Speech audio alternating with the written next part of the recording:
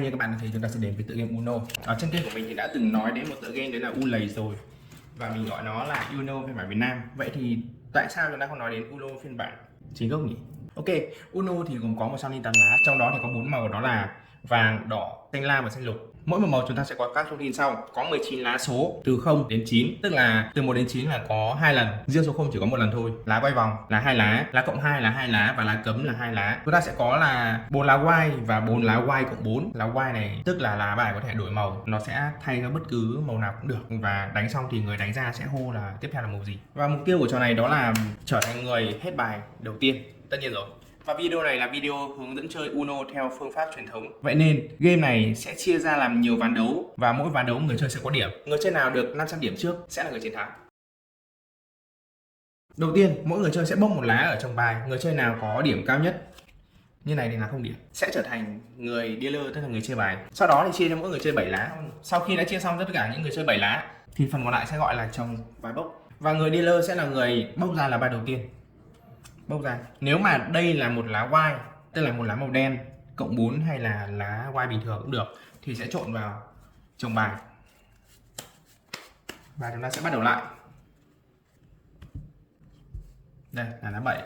Thì người chơi tiếp theo của mình, như mình chơi ý, thì là theo vòng chơi với đồng hồ đi, thì người ở bên tay trái mình sẽ là người phải đánh để đối lại con 7 này.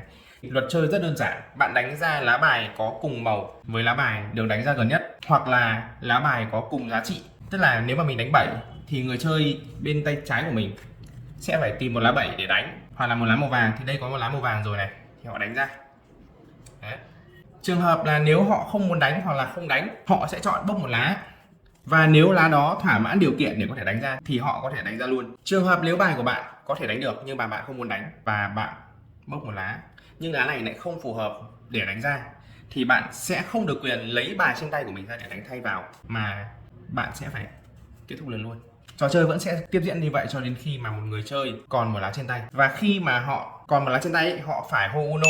Nếu như mà họ không hô Uno ấy, mà bị người khác nhắc là Uno thì sẽ phải bốc 2 lá. Cái thời điểm hô Uno là như thế nào? Là khi lá bài của bạn đánh ra và chạm mặt bàn thì bạn sẽ phải hô Uno luôn. Tránh trường hợp là bạn hô trước khi đánh ra thì đấy cũng là sai nhé. Trò chơi này sẽ kết thúc khi mà có một người chơi hết bài. Đấy, nhưng mà cái thử thách Uno mà không bị bắt nó rất là khó, nên là cứ từ từ đi.